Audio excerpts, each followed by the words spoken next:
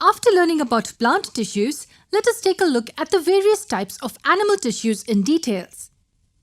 In case of animals, where the body is expected to perform uncountable functions simultaneously, it is obvious that the number of tissues will also be innumerable, right? So how do we study all these? Well, we don't need to worry. For simplicity, we would prefer dividing all the animal tissues into 4 major categories depending upon their functions. Firstly, we have the one for protection, then another for connection, followed by movement and locomotion, and lastly for transmission of signals for quick and efficient work. Based on this, we get the 4 major types of tissues as epithelial, connective, muscular, and nervous. So in this video, let's begin with the first type, that is the epithelial tissue. As the name says, epi is above, thus epithelial tissue is the one which lies above the entire body, forming a protective covering. Along with covering the body, it also forms a barrier between the various organs separating them. Now the structure of the epithelial tissue is quite evident from its function. Yes, since it has to perform a protective layer, it cannot afford to have spaces between the cells.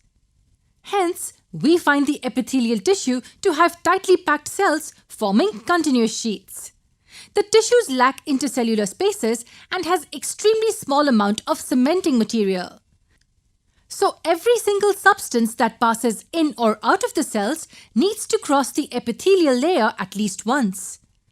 Accordingly, the permeability of cells will differ in various epithelia depending upon the exchange of materials.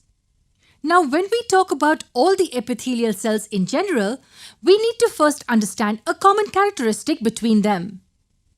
May it be any different type of epithelia, all of them will always have the cells resting on a thin, fibrous supportive membrane-like structure. This is called the basement membrane. The basement membrane, apart from supporting, helps to hold the cells together in a single straight line to form a uniform and consistent layer.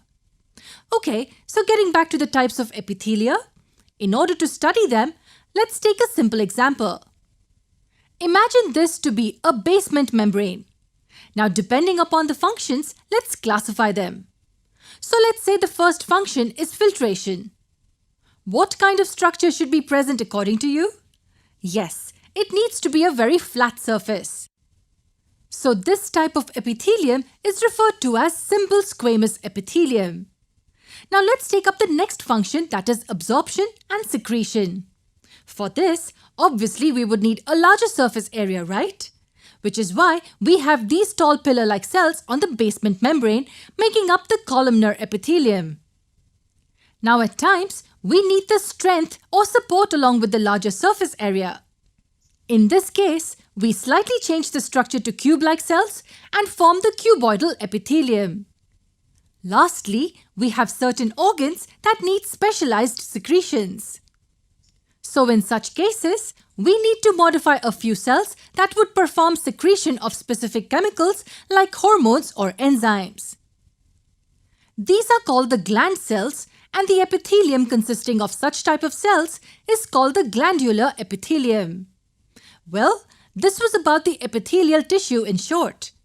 Now let's meet up in the next video where we will discuss these 4 types of epithelia.